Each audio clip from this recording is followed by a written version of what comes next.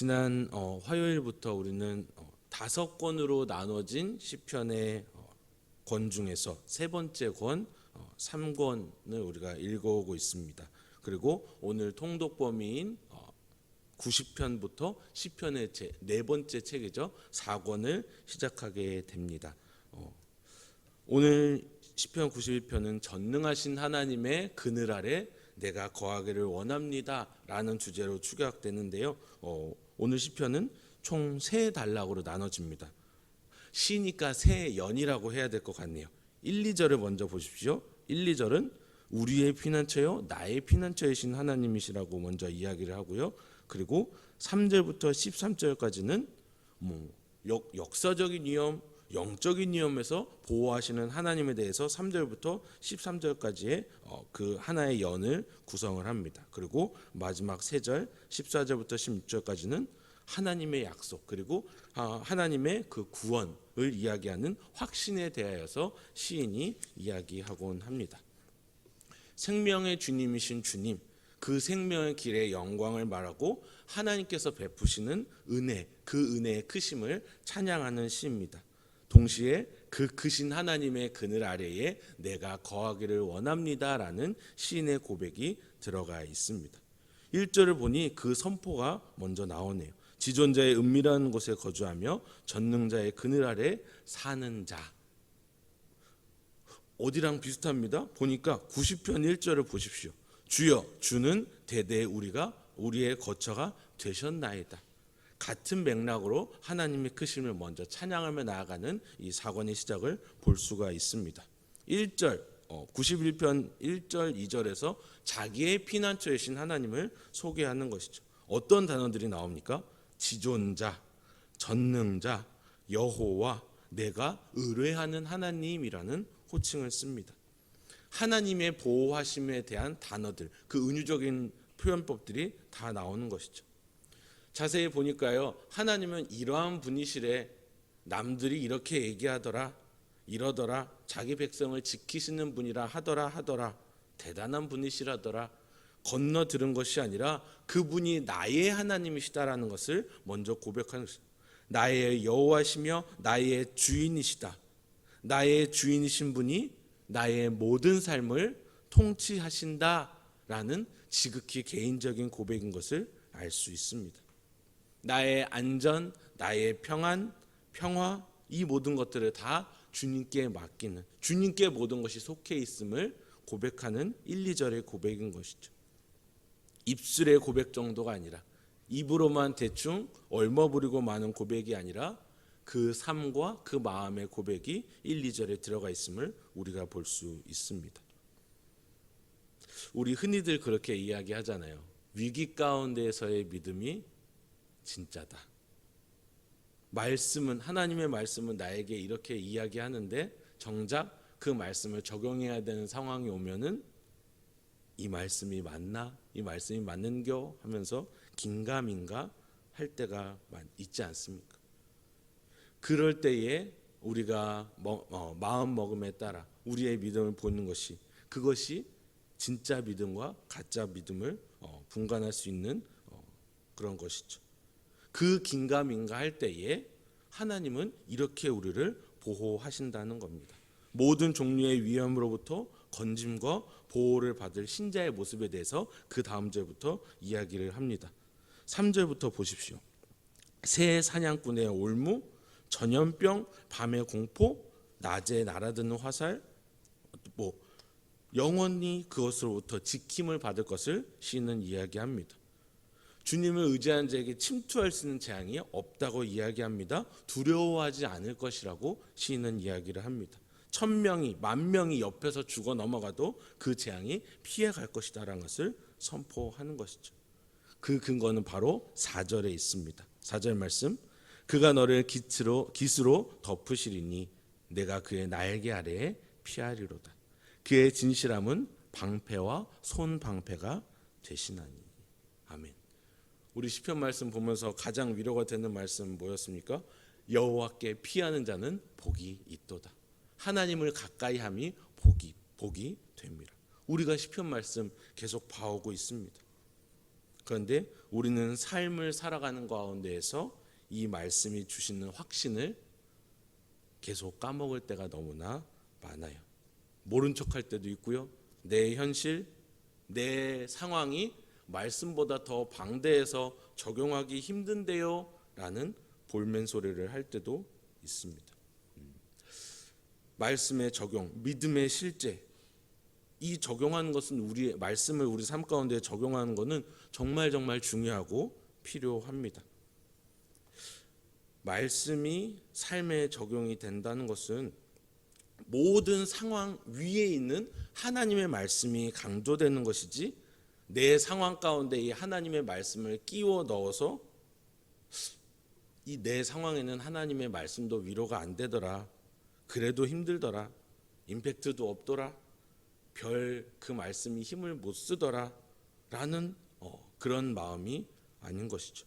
우리는 살아계신 하나님의 말씀 한 구절 한 구절 가운데에 그것을 통해서 위로를 얻어요. 왜 그렇습니까? 하나님의 영감으로 지어진 말씀이 하나하나에, 그 단어 하나하나에 하나님의 성품이 녹아져 있기 때문입니다.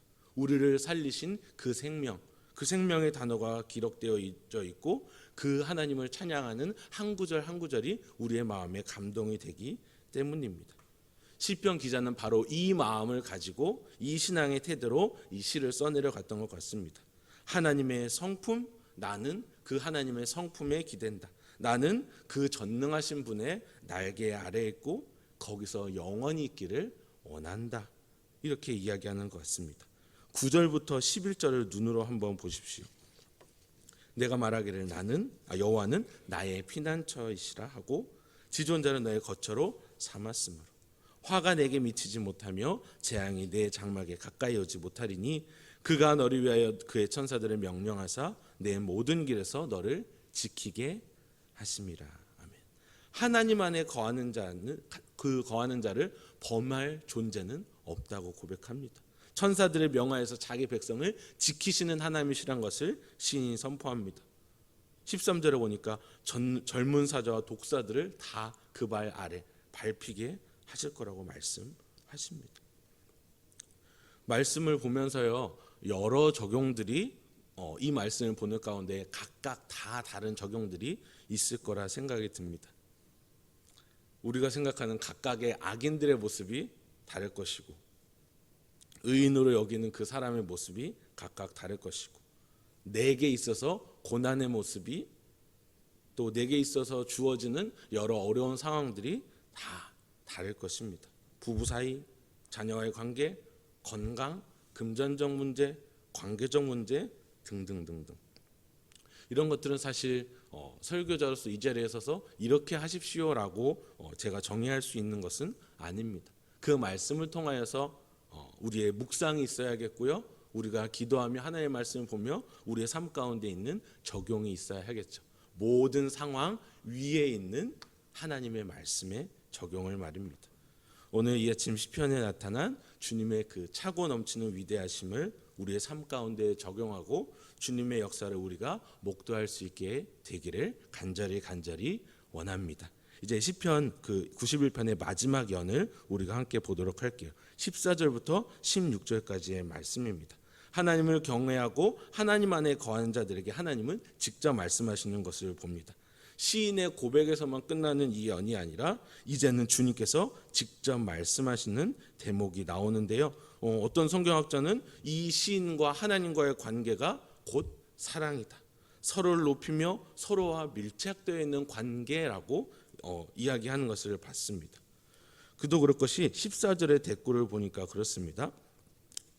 그가 나를 사랑한즉, 보이시죠? 그리고 그가 내 이름을 안즉이라는 그 강조를 우리가 볼 수 있습니다.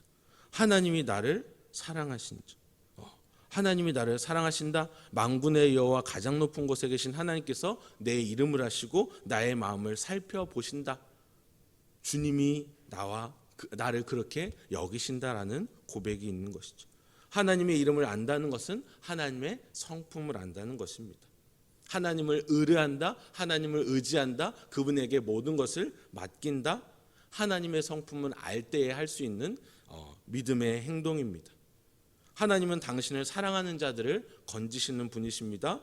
그리고 그 건짐을 당한 자들은 하나님의 성품, 하나님의 이름, 하나님의 모든 것을 알기에 하나님을 의지하고 하나님께 그 삶을 내어드리는 자들이 된다는 것입니다. 하나님은요, 자기 힘으로 살아가는 자들이 아니라 하나님을 의지하고 하나님께 기대고, 요새 제가 꽂힌 한 단어가 있는데 뻔뻔하게 하나님께 나아가는 것. 죄인의 모습일지라도, 내 정말 파탄난 그런 인격의 모습일지라도 그가 나를 건지시는 하나님이심을 믿으며 나아가는, 하나님의 이름을 의지하는 그 자의 모습을 그런 자들을 하나님이 사랑하신다는 겁니다. 환난 날에 하나님께 부르짖는 자들을 하나님께서 구원하시며 그 삶을 이끄시는 하나님이심을 우리가 말씀을 통해서 알 수 있고, 또 그것이 우리의 고백이 됩니다. 시편을 보며 여러 스토리가 있어요. 줄거리도 있어요. 내러티브도 있고, 하지만 시편의 말씀 가운데서 우리가 적용할 때에 한 가지 그 묵상의 내용이 있죠. 나도 이 시인처럼 고백할 수 있겠는가라는 묵상이 있는 겁니다. 1절 말씀처럼 지존자의 은밀한 곳, 전능자의 그늘 아래에 나도 거하고 있는가? 아니면은 내가 헤쳐나가야 할 이번 주에 나의 상황 가운데에서 나는 그 안에서 낑낑거리며 그 아래에 있는가? 나는 하나님을 나의 피난처요, 나의 요새요, 내가 의뢰하는 하나님이요 라고 지금도 고백하고 있는가? 이런 묵상을, 이런 걸 한번 되돌아봅니다. 내 소유의 아파트의 시세에 요동치는 나의 마음, 내 주식에 변화되는 그 시세에 따르는 나의 마음, 다 필요 없고 그래도 사람이 많이 남으니까 사람과의 관계가 최고야 하는 그러한 마음들이 하나님보다 더 앞서가고 있지는 않는가요? 시편의 말씀, 또 우리의 통독 말씀들은 다 우리가 입으로 읽고 눈으로 볼 수는 있지만 이것을 정말 내 마음의 고백으로, 삶의 고백으로 주님께 올려드릴 수 있는가 하는 묵상이 요새 통독을 하면서 드는 저의 묵상입니다.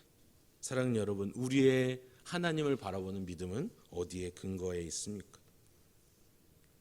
삶으로 우리의 믿음을 드러내야 하고 성도로서 거룩한 삶을 뚜벅뚜벅 살아내야 되는 것, 진짜 우리에게 중요한 것입니다. 근데요, 우리의 믿음도, 우리의 그 믿음의 삶도 그 근원은 결국 어디입니까? 종교 생활로서 살아가는 우리의 그런 삶이 아니라요, 나의 하나님, 내가 의지하는 하나님, 나의 피난처 되시는 하나님이 우리의 믿음의 근원 되시는 줄을 믿으시기를 바랍니다. 세상은요, 하나님을 증명하라고 하잖아요. 없는 걸 보여봐. 없는데 어떻게 믿어? 하면서 성경의 당위성, 성경의 논리를 증명해 보이라고 이야기합니다. 그런데 고장난 세상, 깨어진 세상, 죄로 물든 세상은 그것만을 원합니다.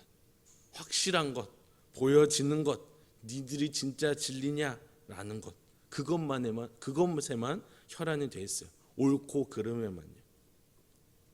이 땅에 비추신 그분이 계시고, 또 그분이 이 세상을 통치하시지만 고장난 세상은, 죄로 덮인 이 세상, 그분을 알지도 보지도 못합니다. 빛인 줄을 모른다는 거죠. 요한복음 말씀이 생각이 났습니다. 빛이 어둠에 비치되 어둠이 깨닫지 못하더라. 그가 세상에 계셨으며 세상은 그로 말미암아 지은 바 되었으되 세상이 그를 알지 못하였고 자기 땅에 오매 자기 백성이 영접하지 아니하였으나. 사랑하는 여러분, 험한 세상, 험한 상황 가운데서도 이 시편 91편의 말씀과 같이 고백할 수 있는 것은 하나님이 우리의 피난처요, 우리의 주님이 되어 주신다는 것입니다. 그분의 날개 아래에 있을 때, 그분의 품 안에 있을 때에 우리는 가장 평안함을 누릴 수 있는 것입니다. 하나님 말씀하시는 그 안식을 우리가 하나님 아래에 있을 때에 우리가 느낄 수 있다는 것이죠. 폭우가 있고요, 남부지방엔 폭염이 있고요, 전쟁이 있고요, 기근이 있고요, 기후변화와 여러 세상의 위기 가운데에서도 주님은 우리의 지존자요 전능자 되심을 우리는 고백할 수 있어야 합니다. 시인의 고백이요 신자의 고백이요 우리의 고백이 되어야 한다는 것이죠. 성경은 그러한 하나님의 성품을 드러냅니다. 우리로 하여금 주님을 더 알 수 있도록 돕습니다. 완전한 하나님의 말씀이기 때문이죠. 우리는 이것에 근거해서 이 아침 이렇게 기도하며 나아갈 수 있기를 원합니다. 하나님, 주님의 날개 아래 거하는 그 평안함을 허락하여 주시고 주님이 나의 피난처 되심을, 나의 하나님을, 내가 의지하는 주님이 되심을 내가 고백하게 하여 주시옵소서. 내가 의뢰하며 신뢰하는 주님, 나를 지켜주시고 우리의 믿음이 흔들리지 않도록 우리를 도와 주시옵소서. 이렇게 기도하며 나아가는 이 아침이 되었으면 좋겠습니다. 기도하겠습니다.